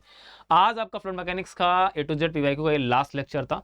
इसके बाद भी हमारे पास पता नहीं कितने क्वेश्चन अभी हैं जो कि बाकी हैं, लेकिन अगर हम क्वेश्चन करने जाएंगे तो हमारा गेट एग्जाम ओवर हो जाएगा, लेकिन क्वेश्चन खत्म नहीं होंगे, ठीक है। तो इससे अच्छा ये है कि अब ज्यादा की लालच ना करते हुए जितना हमने कर लिया है, जैसे मैंने आपसे बोला, उसी को हम क्या करें और अच्छी तरीके से रिवाइज और प्रैक्टिस करें। तो जितने कॉन्सेप्ट्स आपको मिल गए हैं यहाँ से काफी कुछ आपने नया सीख लिया है। एक ऐसे टॉपिक के क्वेश्चंस मैंने आपको करा दिए हैं जो कि आपको गेट एग्जाम का सबसे फेवरेट टॉपिक है, laminar flow and fluid dynamics, ठीक है। इसके अलावा स्टैटिक्स क्वेश्चन कर चुके हैं, प्रॉपर्टीज क्वेश्चन कर चुके हैं। अब अगर आप चाहते हो कि इस फ्लूइड मैकेनिक्स के सब्जेक्ट में केमिकल इंजीनियरिंग के अंदर यहाँ पर आपके 100% मार्क्स हैं, सबसे ज्यादा कमांड आपको देनी है वो इसी 2 टॉपिक पर देनी है, जहां से आपके लगभग जो है ना 3 से 4 क्वेश्चन आपके यहाँ से बनते हैं, ठीक है। इसलिए इन 2 पर्टिकुलर टॉपिक पर सबसे पहले ज्यादा मेहनत करनी है आपको। इसके बाद आपके पास जो है ना जो टॉपिक्स आते हैं जहां पर आप मैनोमीटर्स के बारे में थोड़ा सा अच्छे से प्रैक्टिस कर लीजिएगा, बिकॉज वहां पर आप कॉन्सेप्ट क्या करते हैं, कंफ्यूज हो जाते हैं। इसके अलावा आपके पास जो टॉपिक्स आते हैं that is the pumps.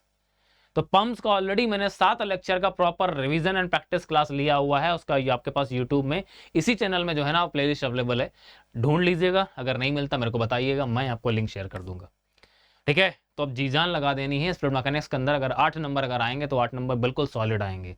8 number solid तो आएंगे सर, लेकिन सबसे बड़ी बात यह है कि अगर आप मेरे स्टूडेंट हो ना तो वो 8 नंबर लाने के लिए आप टाइम वेस्ट नहीं करोगे। ये 8 नंबर भी आपके जो है ना विद इन जो है ना कितने मिनट आएंगे, विद इन 20 या 30 मिनट के अंदर आपके 8 क्वेश्चन सॉल्व करेंगे आप, ठीक है ना। ये चैलेंज मैंने एक्सेप्ट करना आपको सिखाया है। इस सब्जेक्ट का सबसे बड़ा आपके पास में जो है ना जो मेन आपके पास पावर है वो यही है। क्वेश्चन तो आप आंसर करेक्ट निकालेंगे, लेकिन वो आप टाइम से पहले निकालेंगे, ठीक है ना। तो ये चीज का प्रैक्टिस आप करते रहिए। हर सब्जेक्ट के अंदर आपको डेडलाइन लेकर के चलना है कि इस क्वेश्चन में मेरे को इतना टाइम देना है, इस क्वेश्चन में इस टाइम के बाद इसमें मेरे को क्या करना है, जूझना नहीं है। हार्डली आप एक क्वेश्चन को 5 मिनट तक दे सकते हैं, लेकिन उसके बाद आप उसमें टाइम वेस्ट ना करें। इससे अच्छा ये कि आप कोई अगला क्वेश्चन करें, बिकॉज अगर हर क्वेश्चन में अगर आप ऐसे ही अगर जूझते रहे, टाइम अगर आप वेस्ट करते रहे, तो अल्टीमेटली फिर आप सारे क्वेश्चन देख नहीं पाते एंड वहीं से आपके अंदर नेगेटिविटी आना स्टार्ट होती है। वहीं से क्या होते हैं, आप डिप्रेस होना स्टार्ट हो जाते हैं और वहीं से जो है ना आपका पेपर खराब होना स्टार्ट हो जाता है। इसलिए सारे ही क्वेश्चन आपके लिए इंपॉर्टेंट है, इसलिए सभी क्वेश्चन को जो है ना कम से कम इक्वल वेटेज तो दीजिए, सभी को टाइम दीजिए। अगर हाँ कोई क्वेश्चन आपसे जस्ट निकलने वाला है तो उसमें आपका 5-7 मिनट, 8 मिनट, 10 मिनट तक जा सकता है, लेकिन आप सिर्फ उसमें क्या कर रहे हैं, अटेम्प्ट करते जा रहे हैं, मतलब कि ट्राई कर रहे हैं। तो ज्यादा ट्राई नहीं करना है आपको। आपने 1-2 बार ट्राई कर लिया, अगर आंसर नहीं निकला फिर उसको छोड़ दीजिए, फिर अगले क्वेश्चन तरफ मूव करना है आपको। यह स्ट्रेटजी अगर आप रखेंगे तो आपके गेट एग्जाम में सारे क्वेश्चंस आप देख पाएंगे, अटेम्प्ट कर पाएंगे। तो सभी क्वेश्चंस को अटेम्प्ट करना जरूरी है। आंसर कितनों का निकल रहे हैं फिर वो आपकी बात की बात है, लेकिन सारे क्वेश्चन एक बार अटेम्प्ट करने का मौका तो मिले। फिर जो भी क्वेश्चन आपको डाउट लग रहा है वो आप जो है ना अपना मार्क फॉर रिव्यू कर दीजिएगा और उनको बाद में जाकर के आप आराम से देख सकते हैं। तो इस सब्जेक्ट के लिए सबसे बड़ी बात आपकी जो है ना वो है रेगुलर प्रैक्टिस, और जो फंडामेंटल जो फॉर्मूले हैं उनको अच्छे से प्रिपेयर करिए। सारे पर्टिकुलर फॉर्मूले आपके पास में अवेलेबल हैं, ठीक है। अगर बाई चांस अगर आपको फॉर्मूले की प्रॉब्लम होती है तो आपके पास में अगर प्लस है तो प्लस से जाकर के मैंने ऑलरेडी सारे फॉर्मूलेज आपके हर क्लास का स्टार्टिंग में शॉर्ट नोट्स के फॉर्म में आपको प्रोवाइड किए हैं, आप वहां से देख सकते हैं। मेरे साथ कोई भी सब्जेक्ट अगर आपने किया है तो आपको पता है हर क्लास में आपको शॉर्ट नोट्स मिलते हैं डेली बेसिस पर। मैं डेली शॉर्ट नोट्स आपके रेडी करके देता हूँ, ठीक है ना। तो ये सब्जेक्ट आज यहाँ से फिनिश कर रहे हैं। गेट 2023 के लिए ये लास्ट क्लास था आपका किसी भी सब्जेक्ट का। अब जो भी क्लासेस आपको मिलेंगे उसका आपके जो क्लास होंगे आपके वो जनरल एक आपके नॉन टेक सेशंस होंगे, या फिर कोई भी आपका जैसे कि एक फुल लेंथ टेस्ट बाकी मैं वो कराऊंगा भी, ठीक है ना। तो एक तरह से जो मेरे को जितना भी मेरे को ज्ञान आपको देना था, ठीक है ना, तो वो ज्ञान मैंने आपको दे दिया है। अब अपने ज्ञान जो मैंने आपको दिया है उस ज्ञान को जो है ना आप अपने पास सीमित रख सकते हैं, सिर्फ उतने ज्ञान से ही काम चलाएंगे, उस ज्ञान को और एलोबरेट करेंगे आप, ठीक है ना। तो वही है कि मैंने एक चिंगारी आपको दे दी है, उस चिंगारी को जो है ना ज्वाला बनाना आपका काम है, ठीक है। तो आप जिसको ज्वाला बनाइए आप, ठीक है। मस्त तरीके से गेट का एग्जाम फोल्ड करके आना है, कॉन्फिडेंस के साथ में जाना है। और अगर आपने अच्छी तरीके से प्रैक्टिस एंड रिवीजन किया है, अगर आप मेरे साथ अगर आप लगे रहे हो लगातार पूरे साल अगर, तो यहाँ पर आपको फिर डरने की जरूरत नहीं है, ठीक है। कुछ है टॉपिक अगर आपके वीक हैं अगर एफएम के अंदर, तो उन पर थोड़ा सा अभी टाइम आपके पास में है, उन पर आप मेहनत कर सकते हैं, उनको स्ट्रॉन्ग कर लीजिए, ठीक है ना। ये चीज़ आप जो है ना फॉलो अप कर सकते हैं। चलिए तो इस क्लास को आज हम लोग यहाँ से बच्चा फिनिश करेंगे। होपफुली जो है ना सभी को मज़ा आया होगा और प्रॉपर तरीके से जो है ना आप यहाँ से जो है ना अपना जो भी आपके पास नोट्स हैं उनको अपडेट कर लीजिए, मेरे साथ में प्रॉपर तरीके से आप मूव करते रहिए। और इसके अलावा जो भी आपके डाउट्स अगर आ रहे हैं, ठीक है ना, तो वो भी अपने टीचर से आप पूछते रहिए। मेनली आपको फोकस करना है, आपको जो रैंकर सब्जेक्ट होते हैं, जो 5 सब्जेक्ट आपके रैंकर्स होते हैं, उन पर फोकस करिए और अपना पूरा टाइम जो है ना वो अपनी सेल्फ स्टडी पर फोकस करिए, ठीक है ना। अब कहीं भी आपके पास कितना भी इंपॉर्टेंट टास्क क्यों ना आ जाए, आपके इवन आपके फैमिलीज में अगर कोई शादी भी है, अगर वेडिंग आपका सेरेमनी भी है अगर, तो उसको भी आप जो है ना अवॉइड करने का ट्राई करिए। बिकॉज अगर आपका कैरियर अगर नहीं बनाना तो फिर आप सबकी वेडिंग सेरेमनी आराम से अटेंड करते रहिएगा, लेकिन कैरियर अगर आपका बन जाएगा ना तो वो खुशी आपकी दुगनी होगी, ठीक है ना। क्या अच्छा लगेगा कि हर बार अगर आपका कैरियर अगर सक्सेस अगर नहीं हो पाए तो हर बार अच्छा लगेगा कि पेरेंट्स से बोलें कि प्लीज़ पापा मेरे को कपड़े दिला दो, ठीक है ना। बिकॉज अभी फिलहाल 1-2 महीने तो आपके हाथ में कुछ नहीं आने वाला ना। तो एटलीस्ट अगर गेट एग्जाम अगर अच्छा हो गया ना तो फिर भी आपको क्या है पेरेंट्स से बोलना पड़ सकता है कि कपड़े दिलाने के लिए, बिकॉज अभी तक तो फिलहाल फादर ही दिला रहे हैं ना।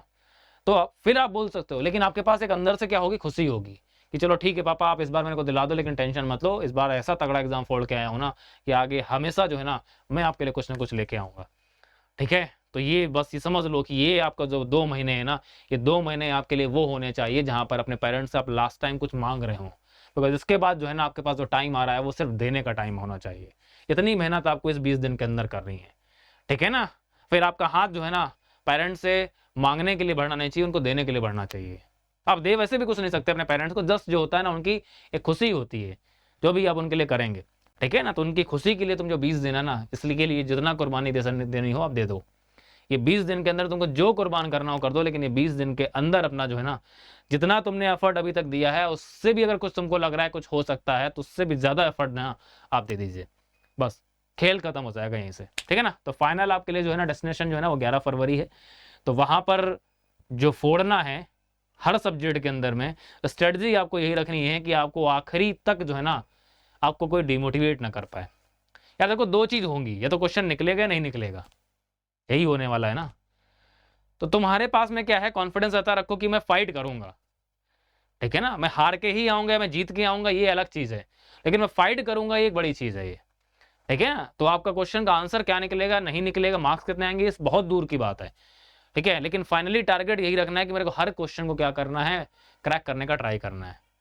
तो हर क्वेश्चन को अटेम्प्ट करना है, तो हर क्वेश्चन को आपको 2 से 3 मिनट देने पड़ेंगे।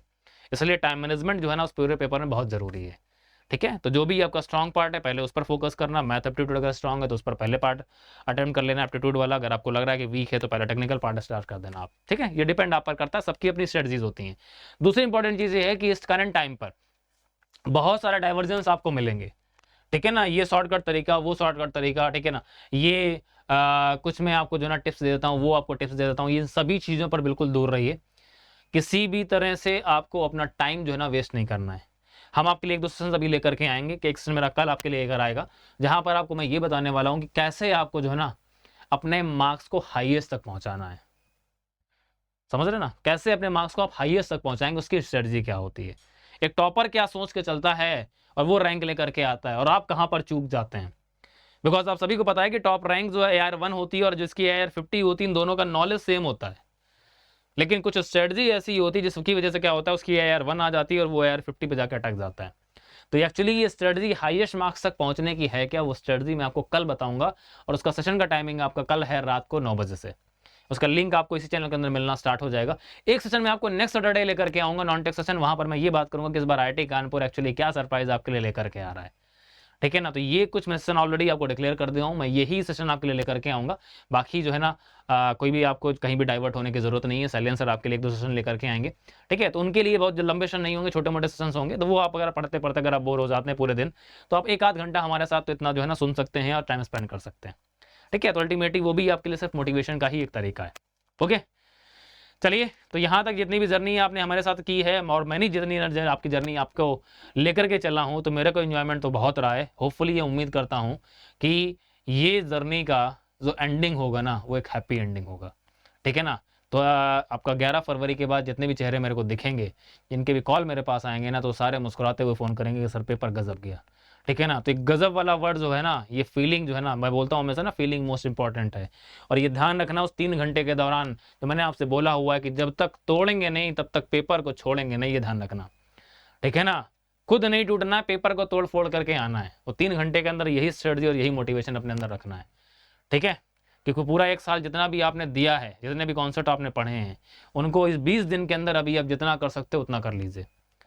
अभी भी आपके पास ये 20 दिन है, उनको अच्छे से जो है ना अपना रेडी कर लीजिए। फुल लेंथ टेस्ट अपने जितने भी देने हैं वो देते रहिए और डे बाय डे उनमें इंप्रूवमेंट करते रहिए, ठीक है। बाकी जो भी आपके जूनियर्स हैं या कलीग्स हैं, उनको जो है ना हमारे इस बैच के बारे में आप बता सकते हैं। आप लोग में से जो लोग भी 2024 के लिए टारगेट कर रहे हैं, मतलब जो 3rd ईयर वाले हैं, तो उन्होंने अगर किसी ने अगर ना किया हो सब्जेक्ट जो है ना, तो वो सभी लोग जो है ना गेट एग्जाम के बाद तुरंत जो है ना विदाउट ब्रेक जो है ना हमारे साथ इन सब्जेक्ट के लिए कंटिन्यू करेंगे। स्टार्टिंग के सब्जेक्ट इसीलिए छोटे रखेंगे कि आपके पास कोई लोड नहीं होगा, गेट एग्जाम दे करके आएंगे, थोड़ा रिलैक्स मोड में आराम से चलेंगे। इसके बाद आपका बड़ा सब्जेक्ट जो आपको मिलना स्टार्ट होगा, that will be from the first week of March, just after Holi. 7-8 March की आपकी होली है, first week of the March से आपको बड़ा सब्जेक्ट मिलना स्टार्ट हो जाएगा। That may be fluid mechanics, that may be heat transfer, that may be IPC. इन तीनों में से कोई भी एक सब्जेक्ट आपका हो सकता है। दैट विल बी सरप्राइज, वो पता चलेगा आपको गेट एग्जाम के बाद कि नेक्स्ट सब्जेक्ट मेरा कौन सा आएगा। तो अभी फिलहाल के लिए 2 सब्जेक्ट आपको मिल रहे हैं, कंप्यूटर टेक्नोलॉजी मैं लेकर चल रहा हूँ, साइलेंसर प्रोसेस कैलकुलेशन लेकर के चल रहे हैं। पीसी के बाद नया सब्जेक्ट साइलेंसर क्या लेकर के आएंगे, तो वो हीट थर्मोडायनेमिक्स भी हो सकता है, सीआरई भी हो सकता है और मैथमेटिक्स भी हो सकता है, ठीक है ना। तो आप ये चीज़ साइलेंसर आपको डिक्लेयर करेंगे कि नेक्स्ट सब्जेक्ट उनका कौन सा आएगा, और मैं भी बता दूंगा आपको गेट एग्जाम के बाद मेरा नेक्स्ट सब्जेक्ट कौन सा आएगा, ठीक है ना। तो मस्त तरीके से रेडी करिए खुद को अपने गेट एग्जाम के लिए, 23 के लिए, 24 के लिए जो है ना। उम्मीद ये करते हैं कि 23 में ही आपका कुछ ऐसी रैंक आ जाए ताकि 24 की तरफ अगर आप मूव करें, मतलब 3rd ईयर वालों की बात कर रहा हूँ, तो वो उनके पास एक कॉन्फिडेंस हो अंदर से, एक जुनून हो अंदर से कि इस बार तो सर ठीक है ना, मैं 300 400 या 100 तक 200 तक पहुंच गया, अगली बार तो सर जो है ना सिंगल डिजिट रैंक लेकर के आऊंगा। ये कॉन्फिडेंस साथ में मूव करें 24 के लिए, ठीक है। और इस संडे को साइलेंसर के साथ में आप कनेक्ट करेंगे CBT 3 के लिए, ठीक है। और 2 बजे से आपको कनेक्ट करना है, तो इसके लिए प्रॉपर टाइम पर ज्वाइन करिएगा। बहुत से लोग लेट ज्वाइन करते हैं, तो गेट एग्जाम में भी अगर आप लेट हो गए ना, तो फिर आपका रिदम नहीं बन पाएगा, समझ रहे हैं ना। तो रिदम के लिए क्या है, हर चीज को टाइमली सेटअप करना पड़ता है, इसलिए टाइमली इसको ज्वाइन करिएगा दोपहर को 2 बजे से साइलेंसर के साथ में। और ये गेट बूस्टर सीरीज मैंने आपके लिए ली है, अगर बाई चांस आपने मिस कर दिया है। इसके अलावा मैंने गेट एक्सपेक्टेड क्वेश्चंस भी लिए हैं फ्लूइड मैकेनिक्स सब्जेक्ट के, अगर आप इनको भी अगर आप कर लेते हैं, तो यहाँ से भी आपको बहुत कुछ आइडिया मिल जाएगा आपके गेट के क्वेश्चंस का, ठीक है ना। तो इन सीरीज को आप देख सकते हैं एक बार रिवीजन के तौर पर। और इसके अलावा 2024 और 25 के लिए सब्जेक्ट मेरे हैं, 5 सब्जेक्ट मेरे हैं, 4 सब्जेक्ट ऑलरेडी मैंने इस बार डील किए हैं। इस बार आईपीसी भी आपको मेरे थ्रू मिलने वाला है उसी फीलिंग के साथ जैसे आपने 4 सब्जेक्ट किए हैं। साइलेंसर के भी 5 सब्जेक्ट आपको मिलने वाले हैं इस बार। साइलेंसर classical thermo and solution thermo दोनों जो है ना वो कवर अप करने वाले हैं। तो ये 10 सब्जेक्ट हम दोनों मिलकर कवर कर रहे हैं इस बार। कहीं भी आपको डाइवर्ट होने की जरूरत नहीं है, चुपचाप से जैसा हम बोलेंगे वैसा करते जाइए। सारे सब्जेक्ट आपके with in a time finish होंगे और आपको प्रॉपर रिविजन एंड प्रैक्टिस का मौका मिलेगा, ठीक है। और गेट एक्सपेक्टेड सीरीज साइलेंसर की चल रही है, जिसका लेक्चर आपको शाम को 7:30 बजे मिल रहा है, तो इसको आप कंटिन्यू करते रहिए। बाकी मेरे साथ मूव करना चाहते हैं तो जहां पर आपको प्लस अगर आप चॉइस करना चाहते हैं, तो प्लस के अंदर सबसे बड़ी बात आपको ये है कि एक्चुअली प्लस का जो बेनिफिट आपको है वो सबसे बड़ा यही है, एक कॉन्टिन्यूटी है और एक टीचर के साथ में कॉन्टैक्ट है। तो ये 2 सबसे बड़े बेनिफिट आपको मिलते हैं, ठीक है। तो यहाँ पर कंटेंट तो आपको सबसे टॉप ग्रेड मिलेगा ही, उसमें तो कोई डाउट ही नहीं है। इसके अलावा proper practice question, assignment, notes, हर चीज़ आपको मिल जाती है। टेस्ट सीरीज आपको फ्री ऑफ कॉस्ट मिल जाती है। ये सारे बेनिफिट आपको बच्चा प्लस के अंदर मिल जाते हैं। तो अभी आपके पास में जितने भी ऑफर्स आपने देखे, सब कुछ देखा, सबसे बड़ा आपके पास में अब ये है कि आपके प्राइसेस जो है ना प्लस एंड आइकॉनिक के बहुत जल्दी हाइक होने वाले हैं। तो प्राइस हाइक से पहले जो भी आप डिसीजन लेना चाहते हैं, जिनको भी रिन्यू अगर कराना है ना, तो वो भी जल्दी से जल्दी अपना जो ना प्लान कर लें, ठीक है ना। और अपना टाइमली जो है ना उसको रिन्यू करा लीजिए, बिकॉज बहुत जल्द आपका प्राइस हाइक हो जाएगा। इसलिए प्राइस हाइक से पहले जो भी आपकी पॉकेट पर लोड ज़्यादा पड़ने वाला है उस लोड को बचा करके रखिए, ठीक है ना। और जो लोग भी न्यू परचेस करना चाहते हैं उनको भी आप सजेस्ट कर सकते हैं। जो लोग भी मार्च का प्लान कर रहे हैं, अप्रैल का प्लान कर रहे हैं, तो उनको बता दीजिए बच्चा कि प्राइस हाइक से पहले जो भी करना चाहते हो कर लीजिए, ठीक है। तो यहाँ पर आप मेरा कोड सजेस्ट कर सकते हैं, उनको रेफर कर सकते हैं। कोई भी अगर लेना चाहता है, कोई भी अगर डाउट है, कोई भी अगर कंफ्यूजन है, तो मेरे से डिस्कस कर सकते हैं। आप सभी के पास मेरा कॉन्टैक्ट है, ठीक है। तो कभी भी अगर आपको प्रॉब्लम होती है तो मेरे से डिस्कस भी कर सकते हैं, कोई भी इशू अगर है तो, ठीक है। तो नॉर्मली अभी आपके पास जो प्लान्स है ना, प्लस के ये 5 प्लान्स अवेलेबल हैं, इनमें से कोई भी आप चूज कर सकते हैं। आइकॉनिक के 5 प्लान्स अवेलेबल हैं, ठीक है। मेरा कोड अप्लाई कर सकते हैं SKP 100 एंड यहाँ से आप प्रॉपर तरीके से मूव कर सकते हैं। और आपके पास में जो उड़ान बैच आपका जो चल रहा है अभी स्टार्ट हुआ है 18 जनवरी से, जहाँ पर मेरा सब्जेक्ट स्टार्ट हुआ है कंप्यूटर टेक्नोलॉजी एंड साइलेंसर जो सब्जेक्ट लेकर के आएंगे 26 जनवरी से, दैट इज प्रोसेस कैलकुलेशन। तो आप उसके लिए प्रॉपर रेडी रहिएगा सभी लोग। और आपके पास में जो ऑल इंडिया मॉक टेस्ट आपको मिल रहा है इस संडे को जो है ना, आप 22 जनवरी को ऑल इंडिया मॉक टेस्ट के लिए कनेक्ट कनेक्ट करेंगे, जहां पर अगर आप टॉप रैंक लेकर के आते हैं तो आपको अच्छी खासी स्कॉलरशिप जीतने का मौका मिलता है। इनरोल ना किया हो तो मेरा कोर्स से इनरोल कर सकते हैं। Heat transfer operation, fluid mechanics, MO, CT, इन 4 सब्जेक्ट का गोल शीट एंड जितने भी इंपॉर्टेंट लेक्चर्स उनका लिंक मैंने आपको प्रोवाइड कर दिया आपके टेलीग्राम ग्रुप में, तो उसको जाकर के आप देख सकते हैं। कोई भी आपका लेक्चर अगर आपको लग रहा है कुछ मिसिंग, अगर आपको लग रहा है पीवाईक्यूज मिसिंग लग रहे हैं, तो वो आप वहां से विजिट कर सकते हैं। जितने भी पीएसयूज रिक्रूटमेंट कर रहे हैं इनका भी लिस्ट आपके पास अवेलेबल है, तो इसको भी आप प्रॉपर विजिट करते रहिए, है ना। और एमईसीएच कैटेगरी में अगर आप अफोर्ड नहीं कर सकते प्लस को, तो आपके पास में लोन फैसिलिटी अवेलेबल है, ठीक है ना, without any interest. Flexible tenure की ईएमआईज आप प्लान कर सकते हैं और आराम से जो है ना मंथली बेसिस पर आप क्या कर सकते हैं, उनको पे करते हुए अपना प्लस एंजॉय कर सकते हैं, ठीक है। तो ये बेनिफिट आपको प्लस और आइकॉनिक दोनों ही पर्टिकुलर प्लान्स में आपको मिल जाता है, ठीक है बेटा। चलिए जी, तो इस क्लास को आज हम लोग बच्चा यहाँ से फिनिश कर रहे हैं। होपफुली आप सभी ने जो ना मेरे साथ में ये जर्नी जो आपने कवर अप की है, तो जर्नी में अभी भी मैं आपके साथ में खड़ा हूँ, लेकिन ये ध्यान रखिएगा कि अब आपके पास में सभी सब्जेक्ट को कंबाइन करके एक प्रॉपर जो है ना टास्क और एक प्रॉपर स्ट्रेटजी बनाने की ज़रूरत है, ठीक है ना। तो जहाँ पर भी आपको मेरी हेल्प की ज़रूरत है लाइफ में, कभी भी मैं अपने स्टूडेंट का साथ कभी नहीं छोड़ता हूँ। कंडीशन ये है कि आप मेरा साथ, मेरा हाथ, ठीक है ना, छुड़ा करके आप ना भागे, ठीक है। तो आप सभी के लिए गेट 23 के लिए ऑल द बेस्ट। मस्त रहिए, स्वस्थ रहिए, ठीक है ना, खुद की हेल्थ का भी केयर करिए और आराम से गेट 23 की प्रिपरेशन करिए। So best of luck everyone, thank you, goodbye, take care and good night, thank you.